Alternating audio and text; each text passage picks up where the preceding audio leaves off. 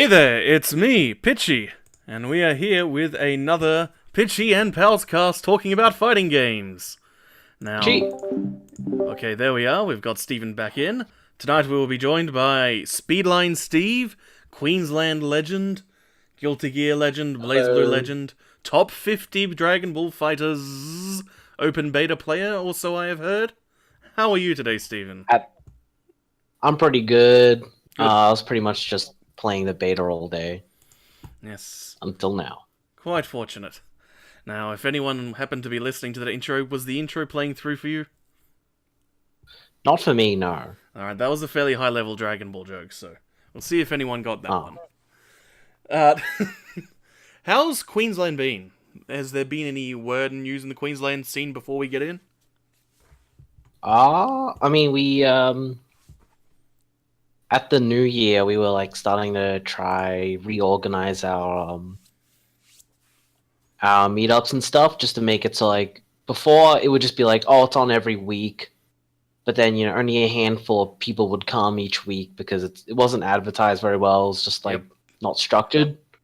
So now we're changing it up.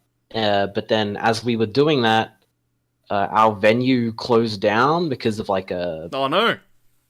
business deal that didn't go so well. So then we panicked for a little bit, but then we found a new place. And yeah. And that place is kind of better, but the location's a little bit more less convenient for food and stuff, but overall, yeah, so we just got a new place, and yeah. Yep. And as always, when it comes to events, the trick is to run an event that people will want to come to. There's a million different Yes. factors that can impact the performance of events, but ultimately, if you're running something that people want to come to, then people will find a way to come. Yeah. So, there's not much to report in South Australia, certainly not from me. I am in the middle of crop time, so I'm mostly picking fruit and packing fruit and selling fruit, and will be for the next How's couple the of spiders? months. Ask at nerk_au about SA fighting stuff, or of course Giggles, or Moose King for official SAFGC business. Nerk has certainly been streaming of late. We've been playing a bit of Arcana Heart, and that's been fun times. So, shall we talk about BlazBlue first, or shall we just get straight into the Dragon Ball? We'll do BlazBlue first. Dragon Ball's gonna take a long time. Alrighty, so BlazBlue Cross Tag Battle has a May release in Japan and a June release in America. There was no word Only on a the couple PAL of days Territories apart. release date. The going price is about 5370 yen, which is a little bit down from where some Arc System Works games are, though quite often they do float around that 6,000 yen period. And there will be anywhere between 2,000 to 4,000 yen for the extra DLC character pack. Now, of course, this is something that has blown up a bit since they announced it over the weekend, that the game will launch with 21 playable characters, and then have another 20 as paid downloadable content. Now, obviously, this looks terrible. This looks like basically half the game has been chopped up, and considering especially that this is a game heavily built around asset recycling, character sprites, character backgrounds, the music is all from previously made games. We're going into authentic SNK Dream Match territory here. And so, what looks like chopping off half the cast is a difficult thing. So, I think that the mindset Arc System Works had with this is if we look at every BlazBlue Chrono Phantasma onwards Arc System Works game, what they have done is had one character who costs a couple of hundred yen, which is about $2 or $3 to unlock immediately, or you unlock them in story mode. Then they have one character who's a pre-order bonus, who usually costs anywhere between 500 and 800 yen later down the road. And they have one character who's straight up 800 to 900 yen about 3 weeks after the game launches. And so basically, if you haven't pre-ordered the game, most Arc System Works games charge you about $15 extra to get the full cast. And in this case, the cost is anywhere between $20 to $40 more. And so the logic that I can see that they probably thought is that at the most expensive, this is $200 per character. I mean, 200 yen. 200 yen or $2 per character. which is significantly cheaper than the up to $8 which they were charging before per character. So I can see the logic there that they would be thinking, we're going to announce this many characters, and they're only $2 each. But from the perspective of announcing this before the game is finished, it comes off as, we've chopped out half of our asset recycled characters, and we're selling you extra. And we're trying to upsell you before you've even bought the actual product. Yeah, I think, like, and the thing about it is, like, the first DLC character they announced was the Ruby character. Yes, and that's like, another terrible blunder. It's like, you'd think that all 4 of the main characters would be in the game, or something like that. Yep. But then it's like, oh no, 2 of them are DLC, and, you know, there's only 2 of them in the launch game. Yes. And I think the other... If you saw the way that they had structured the character releases that are going to come in the downloadable content packs, which you can buy in the season pass in one go. It's Blake is first, then it's packs of 3, which is obviously going to be one Arc System Works one BlazBlue character, one Persona character, one Unib character. So you get those little packs of 3, and then it will end with Yang. Like, that's pretty clearly how this model is going to go. Yeah. And then the other thing I think about that's like, right, and when you say it really looks like they chopped the game in half. It's probably because they chopped the game in half.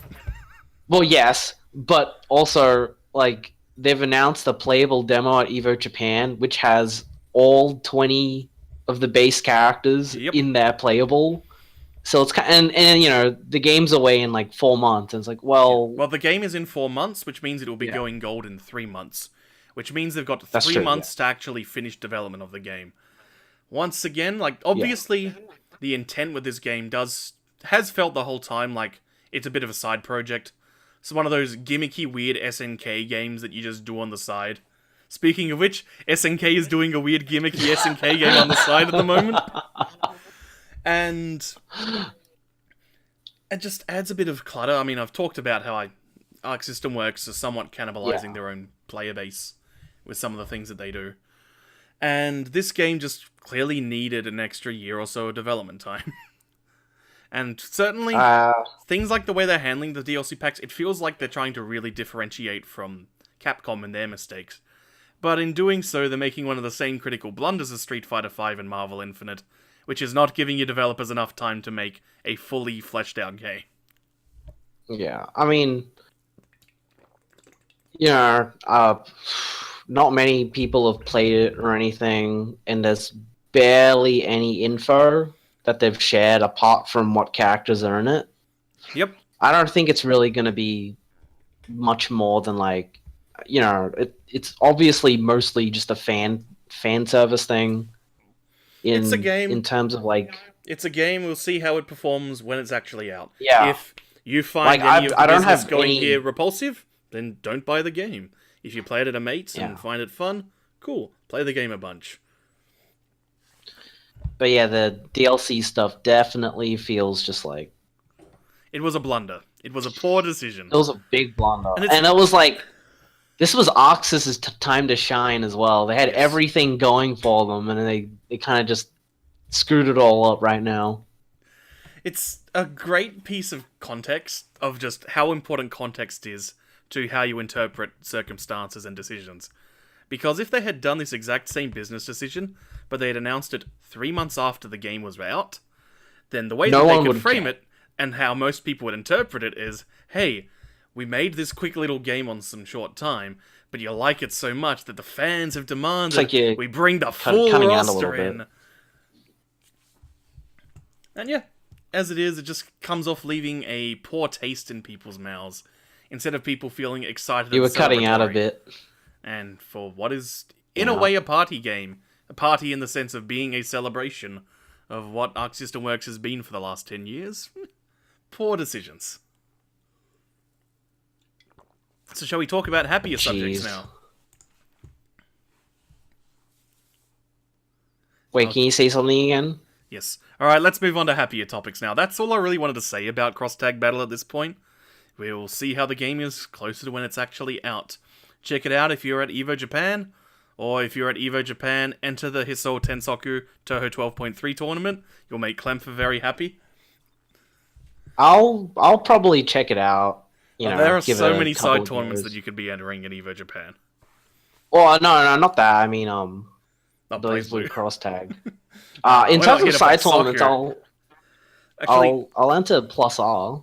But... Cleffa has actually asked me to commentate some soccer, so I'm probably gonna have to grind out that game again and remember how stuff goes. So I might actually have to be serious and remember how to Yu-Gi-Oh! But anyway, Dragon Ball. I'm gonna start off the Dragon Ball story by taking this opportunity to tell an Adelaide Dragon Ball story. Well, you see, if you're at all interested in competitive Splatoon in Australia, you need to check out the Oceanic Ink Squids, rather. They're running a competitive league. There's some pretty cool people. One of the community leaders is one good friend of mine, Alethea Lim. And Alethea Lim is in the credits for Dragon Ball Z Legacy of Goku 2 for the Game Boy Advance. Wait, what? Because her brother was part of the dev team, and she helped him with some testing. Ah. Adelaide, we're in Dragon Ball. Sort of. So before we actually talk about the mechanics or feelings about the game experience of Dragon Ball FighterZ, I want to talk a bit about open betas. So traditionally, so there's this practice that's been around for a long time, which evolved from the shareware practices of the late 80s, early 90s, into releasing game demonstrations or demos, where you just have a little chunk of a game to give people a little taste of what's to come, so they'll lay down some money now that they know what the game is. This then led to very weird and deceptive scripted demos in the early 2000s, and particularly the mid-2000s, which then led to rebranding demonstrations as open betas, because then the impression wasn't that you're getting some special deceptive method of tricking you into the game, but rather you're getting a sense of the raw, unfinished game. This is a really interesting little thing of the Dragon Ball FighterZ open beta, because it simultaneously was the open beta, meaning game demonstration by a AAA publisher, and genuinely an open beta. Because it's very clear that they were trying to do a stress test on the servers, and oh boy were those servers found wanting. Oh, jeez. The matchmaking, it is so amazing that there are 5 billion servers, there are 5 billion people jumping into them, and not in a single server can you just say, I would like to connect to people in this room with me right now. Okay, so with that, I'm pretty sure with that, like, because in the closed beta, what they had was you just join the lobby, and then there was like a pit in the middle, and you line up there, and it just matches you up to whoever else is matching up in the lobby, right? Yep. But that was also, like, the matchmaking there was also terrible in the way that, like, there'd be 30 dudes lining up, and it'd still take you, like, 10 minutes to get a person or whatever, right? Yep. But the way that you got around it was you just go, hey, let's play in lobby number 30 or something, and then there's only 2 people, and you just play against each other over and over. That's what I did with Ando. Ah, the old Monster Hunter trick. Yeah. So, and with this one, they're basically, they're testing the servers and they're testing the matchmaking. So you're forced to do the, ranked or casual or matches. And, casual, you won't get any. No one's going to do casual matches. But because you have to do rank matches, it doesn't even matter what lobby you're in or anything. You're just going to be put out there. Yeah. Then the matchmaking, testing how many bodies they can hold in each room. But everyone's actually just being cast out into the ether when trying to connect to each other. Pretty much. And then you're left there, waiting for like 10, 20 minutes, only to connect to the same person 20 times in a row, and it won't ever change until one person disconnects or something. Is if there's someone who rage quits. So you finally get the notification that you're connecting, and then it immediately disconnects on you. And then you connect to them again, and then they quit again. Yeah, the good stuff. So yeah, that aspect of the beta was absolutely terrible. Yes. Absolutely terrible. And hopefully it's not indicative of how matchmaking will be in the final product, because Tekken 7's is pretty good, and obviously Arc System Works stuff is fairly competent. Certainly in Australia, pretty much every fighting game that isn't Street Fighter or Tekken winds up people just having to move into small private lobbies. But with things like Guilty Gear Xrd Rev 2 on PC, you do actually get quite cozy lobbies pretty much every night. There's people who are willing to just grind out sets with you. Which is a good spot and actually, for the game to be. the good thing about this, the netcode is actually pretty damn good. Yeah, I was having pretty good times when... Connecting to... Yeah. Sorry? Oh, geez, you're cutting off again. Oh, no! Fear not, no. I had pretty good times. There is something else that I was going to say about demos at this point, which is the way that this game really felt like a demo, a demonstration of the game, is that there was no training mode, no specific good old-fashioned training mode, a stark contrast to the Fighting EX layer beta last month. This is very intentional, because Dragon Ball is a well-known, popular property which people of all sorts of ages play. And when you have an open beta, you're going to attract a lot of kids. And you want these kids to lay down the money. Or ask their parents to lay down the $160 for the super special version. And so, if people have access to a training mode, then what it means is a lot of people who are just hitting buttons to see what this cool Dragon Ball game they've heard about is, if they are consistently getting triple perfected by people who've got elaborate Beerus or Nappa or Krillin ambiguous cross-up Kamehameha setups, they're not going to want to ask their parents to pay $160. But if you keep people at a certain level of incompetence during an open demonstration like this, then people are going to wind up feeling more excited about the game. So, certainly as competitive players, it's frustrating when we want these opportunities to get the edge and to really start unpacking the game, but that's not what this is for. When the game is out, then we can start unpacking things. And I think that lets us to start talking about the flow of this game. So the way that I was feeling, I didn't get to play it anywhere near as much as some of the other Australian anime guys did. But on paper, the game is a fairly simplistic one. Obviously, the combo theory is fairly simple at this point. But the fact is, when you combine... And certainly things like homing, completely ignoring the basic one-button projectiles, feels like something that negates them as a concept. But the fact that you can home in on people, and you can do the one-bar teleport strike from behind move, they're these little things that you have to be aware of all the time.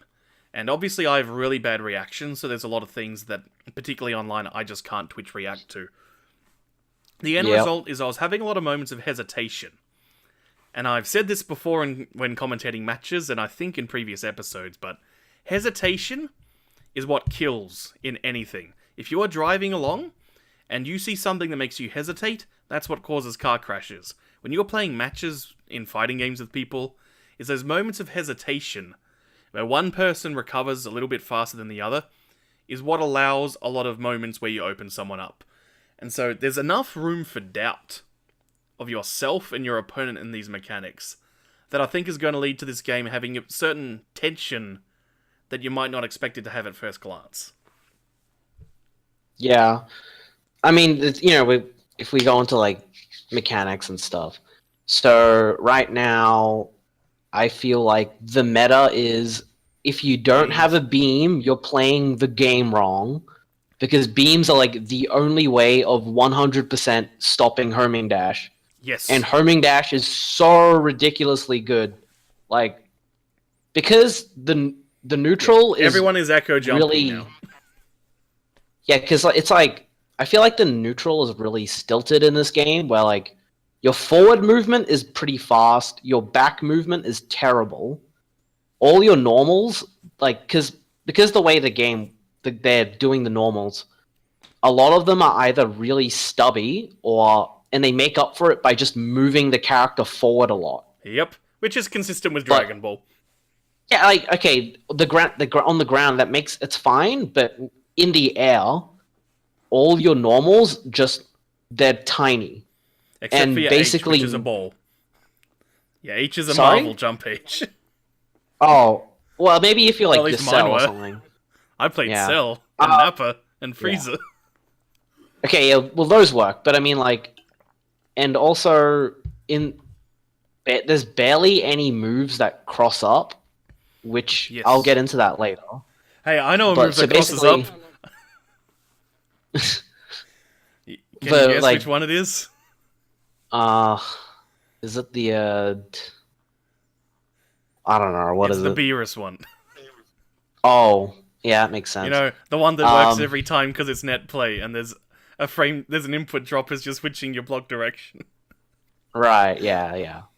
But I mean, like, because of that, Day one. in the way that like homing dash works, in the way that like it will just, if you're in the air, there's basically nothing you can do to stop it on reaction, at least.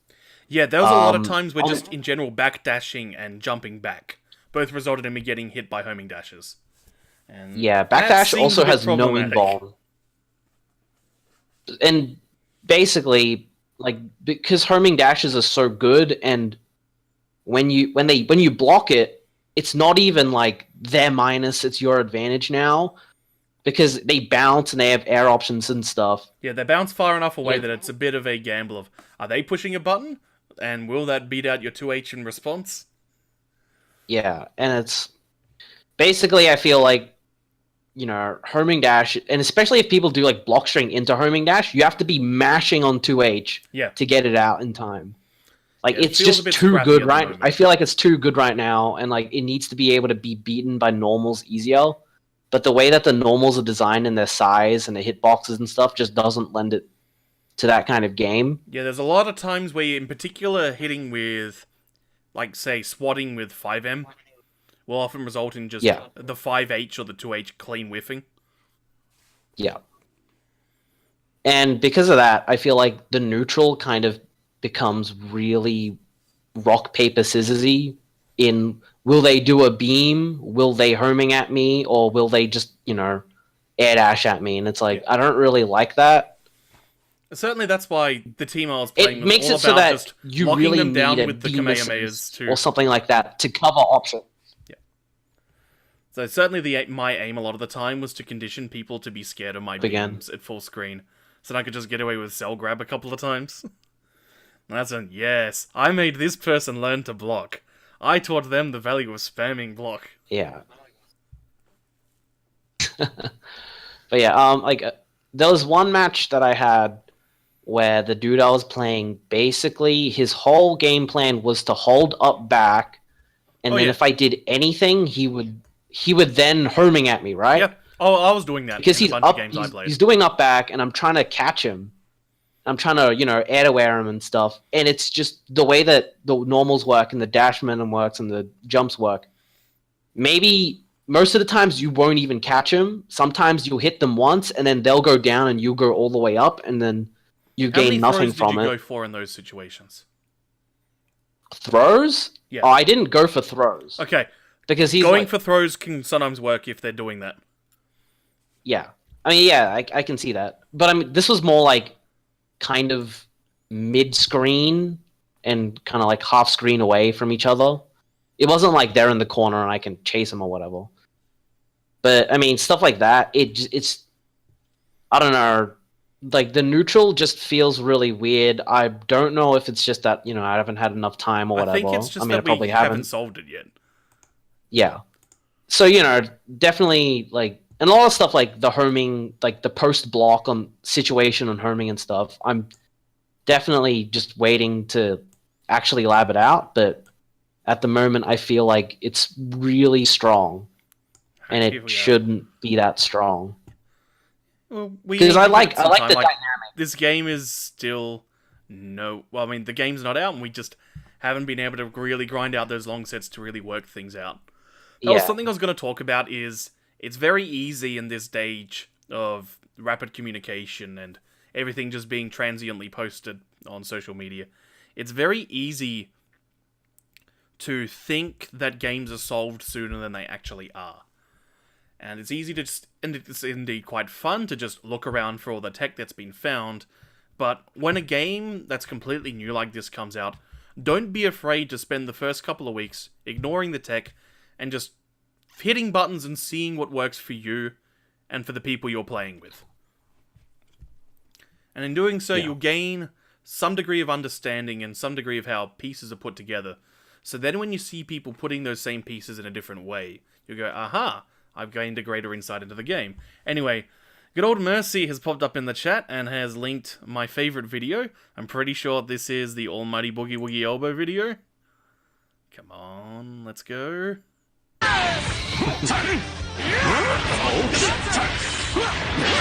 Yes! There we are. Good times. Yeah, Cell's a cool dude. I know that Ando was getting quite irritated by Cell. Oh no, he was playing Cell. Good. He's a cool dude. No, he was irritated at the Piccolo nerfs. Ah, yeah. And the fact that just playing Cell is immediately, like, 100% better than playing Piccolo in any way. Like, the neutral is just they're both big so buttons much... characters, and he's got a better beam. He has a beam, period. Piccolo doesn't have a beam. But he has a special beam cannon. That doesn't count. Sure it does. It's got beam in the name. Are you going to tell me that Tenshinhan's not going to count because his triangle beam is actually a square? Nah. You got to respect the law. Right. I'm going to be quitting matches if a Krillin beats my Super Saiyan God Super Saiyan Goku, even though it's Super Saiyan Blue.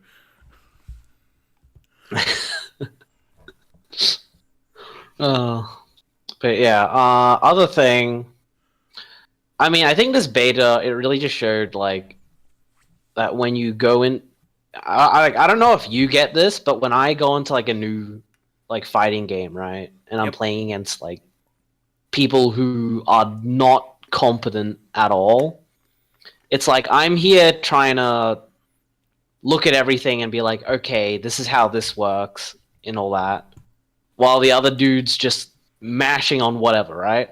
Yep. And in those times, that's when it's like the most scary and the most frustrating when you're trying to figure things out. And it's just like, you just can't.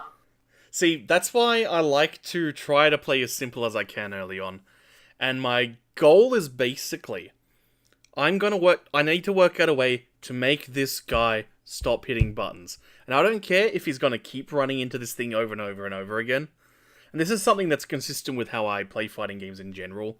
And part of why, say, my CP bullet is a lot better than my CF bullet is because she's basically built around this concept. Is I'm just going to keep hitting you with this battering ram, this hammer, hitting you on the head until you start to block. Just find something simple and repetitive and just find a way to slow it down. And then I can work out what to do. It's like when I've been playing a lot of Tekken 7 lately, and I'm terrible. Yeah.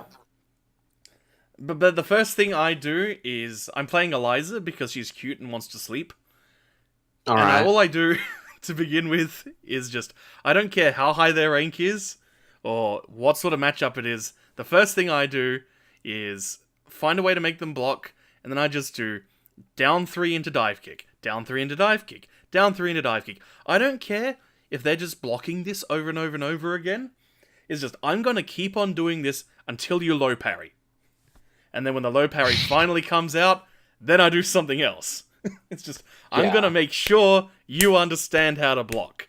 And a lot of people don't get to that point. And if that's the case, well, fine. Sucks to be you.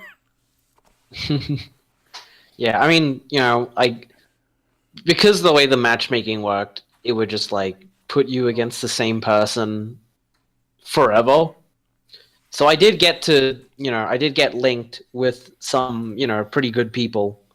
Yeah. And then that was actually great, because then it's like, oh, you have, like, mind games and stuff evolving. Like, I do a move, he'd always parry afterwards, and I'm like, okay, well, now I get a free throw here, stuff like that. It's like a completely different game, and it's so much more fun than when I'm, like, shitting my pants at the dude who's just mashing on homing dash at me, and I can't stop it. See, my problem is I get into the period where I'm seeing those people, and I was just beaming them. Beam, beam, beam, beam, beam. And then I had about 6 of them in a row. And then I had played with some player, and he didn't start the round by doing a homing dash. And he responded to my checking with a beam by checking with a beam in turn. And then he called an assist and approached cautiously. And then I couldn't block his mix-up, and I lost a character. And then I looked at the player and went, oh, it's Dread Tech. I'm playing against a real person, an actual human. I think I told him, oh, I'm playing against a real human finally. And then I had to completely switch the way that I was playing and actually engage in fighting game stuff because I was just running on that autopilot that you do when you're beating up some scrubs. Yeah. I mean, my autopilot, luckily, was the kind of autopilot that beats both scrubs and real people.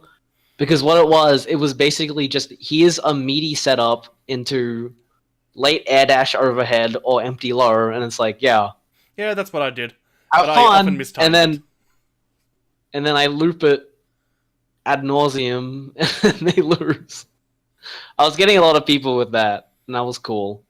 But, yeah. I think we hit people, and that was cool, is a pretty good summary of the weekend experience for people. Now, certainly... Actually, there's... sorry. Oh, yeah, there's one more thing I want to talk about in this game. Yeah. And that's be auto combos. Yes, auto combos. Auto combos. Early on, now, as a note before, I saw Pen Ninja, Luke Topman, Perth Tech Monster, founder of the Kokonoi Infinite Block String in CP 1.0. He's a pretty cool guy. True.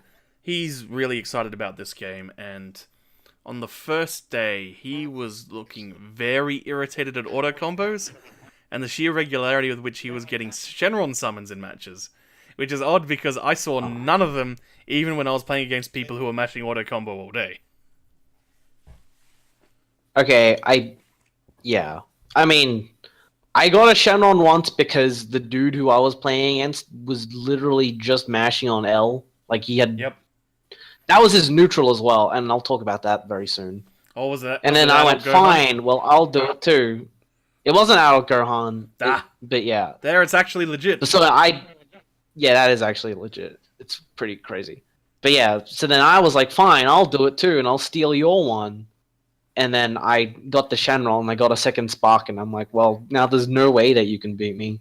Because Freezer Anchor with 7 bars and Sparking is like, you can't win. Yes, the good stuff. But anyway, like... rocks. Yeah, but anyway, like, because, you know, I'd find... auto combos, they're fine. You know, if they're done with a purpose. Like, I've thought about, like, making, like, a video or something about it. And talking about how, like, hey, Persona 4's auto combos are actually really cool. They are. Under Night in Birth auto combos are really cool. Marvel vs. Capcom Infinite's auto combos are literally just slapped on for no reason. And they're not cool at all. So the trick with Persona and Unibs is they have functional purposes. They have a function play, and they can serve as so for people who are just mashing, they give a combo, and for people who are becoming intermediate players, they can serve as a building block from which you can understand the tempo of combos, or are actually built as part of the building blocks. This is why in Street Fighter Cross Tekken, that game had Magic Series, but in high level play it was utterly made redundant by the Link combos. Whereas in Persona 4 Arena, not only are they sometimes used as combo filler in high level, they build back burst, which means there are situations where it might actually be worth doing an auto combo even as a punish, in comparison to an actual combo, just to get your burst back, either for really big damage or preparation for the next round. Likewise in Unist, they're used for additional frame traps.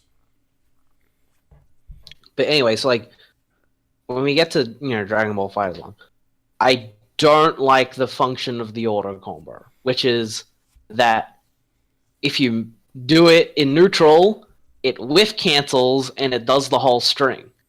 So you've got like people who are moving hitboxes going towards you, and it's all really fast.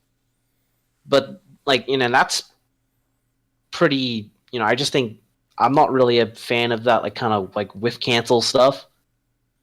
And the worst part is that because you have no moves which cross up when you're in the air, like let's say, you know, person's in the corner, you jump at them, right? Yes.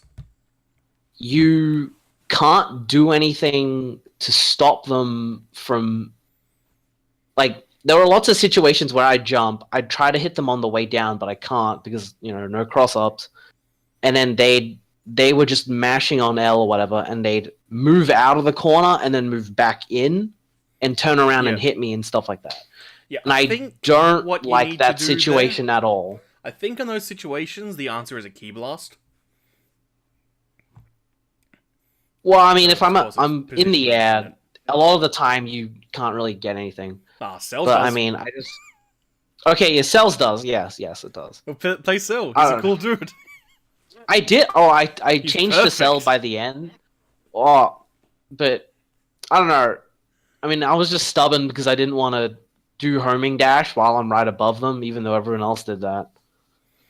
Alright, if you're looking at the stream chat, bunch of stuff in like the neutral, which just doesn't feel right yet. Now, it looks like it in the end. It looks like Pen Ninja was doing some research into this, so I'm going to dig up the tweet. I actually wanted to ask him to come onto the show tonight, but he was working pretty late, and so I wasn't able to nag him in time. Oh no, this is just him talking about the whiff cancels with adult Gohan, where he can basically, when he's got high enough levels of his silly install, his mysticness, he basically becomes Third Strike Grenadian. Where he can travel so far by whiffing normals. And it's going to be interesting to see how we have to work out ways to deal with this sort of thing. See, at this point, it's like, I'm not sure if it's design flaws, or if it's simply we haven't yet found the solution. Yeah. As the other thing, I just feel when you hit people with auto combos, that's the way to build up the Dragon Balls to summon Shenlong. On some way, I think this is a neat idea as a mechanic that is aimed pretty much purely at people who are bad. Because this means that people who are just having their mates around and talking smack, yo man, my Frieza would totally beat your Goku. And they're mashing buttons, and then suddenly frickin' Shenlong pops up and grants the wish to become immortal. That's something which for a certain sort of player, and a certain sort of customer, that's going to be a really valuable and entertaining experience. But obviously in competitive play, at this point, the way since it seems like only auto combos are building these Dragon Balls, it really feels like a zero-sum game, where there's basically no reason for either player to do auto combos, because it brings the opponent that much closer to potentially getting the last auto combo that summons Shenlong. And thus, the optimal move is for neither player to build up Dragon Balls. Yeah. So, this may actually be the intended purpose. This is purely a gimmick for people for genuine casual players who want to hit buttons and see the Dragon Balls. And I think there is totally value in a game in having that. Yeah, that's fine. I mean, there is use in the auto, like, for example, some like of the normals 16s, that come out of handy. Yeah, and like some stuff like 16's auto combo does a side swap. Yes. So you know, if you're in the corner, yes, Beerus also does that. So stuff like that is good. Yeah. When I first saw footage of the game, and when I played it at OHN, I talked about how I felt the hit stop was really nice. And I still feel the way. Like, the light ones feel low enough that you need to actually mash them a little bit. And all the heavier ones really feel like plenty of time for people who are even fairly new to fighting games to go, okay, bam, I've hit them, I can do a combo now. But without getting to that Blaze Blue Calamity Trigger problem. Where just, you hit someone with a jab, any jab anywhere on the screen, and the screen just pauses and the game just stops for like 10 hours before you can... So you've got all the time in the world to confirm. That game is just so sluggish to play. And this doesn't feel that. It feels a little bit more hit stop than Persona, which is good because Persona feels like such a scrappy game when you're trying to learn it.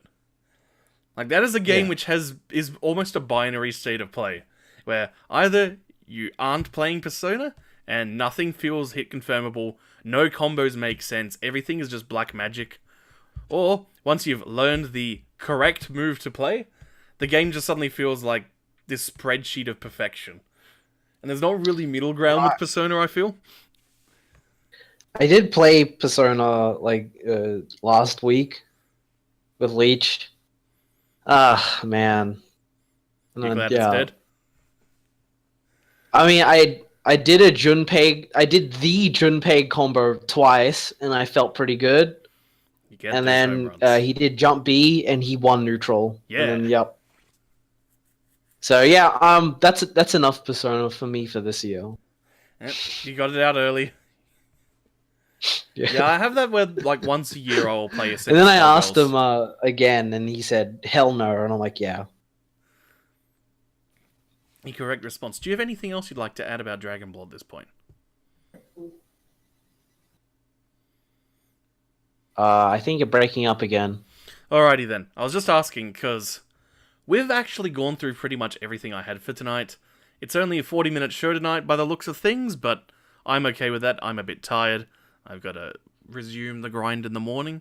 So I think we'll actually call it there. Thank you for coming along tonight, Stephen. Thank you for listening, everyone. Good. Do you have any plugs, any events or shows or anything that you'd like to plug while you're here? Not really. I'm not really doing anything. Yeah, it's summertime. The weather's fine. You can reach right up and not go to any sort of fighting majors.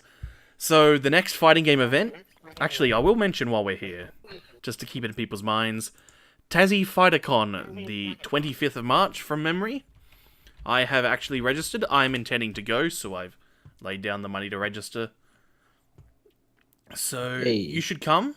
People should come. Tassie is a cool place. Literally cool. And also there are figuratively cool people there. It's going to be a fun event. It's going to have Dragon Ball. It's going to have BlazBlue. It's going to have Guilty Gear. It's going to have Dengeki as a side tournament. So we can see in actual tournament form who is the one true Dengeki player this time. And if you aren't careful, it's gonna be me. So that is about it for this week. Thank you for listening. I may finally be doing some film review shows in the next week when my friend Matt returns from his travels. Because, have you listened to either of those shows that I've done so far? I don't think so. Alright, if you want to listen to me gasbagging about weird animated films, then you can check those out on the YouTube channel. Thank you for listening tonight. We'll talk to you again after a while.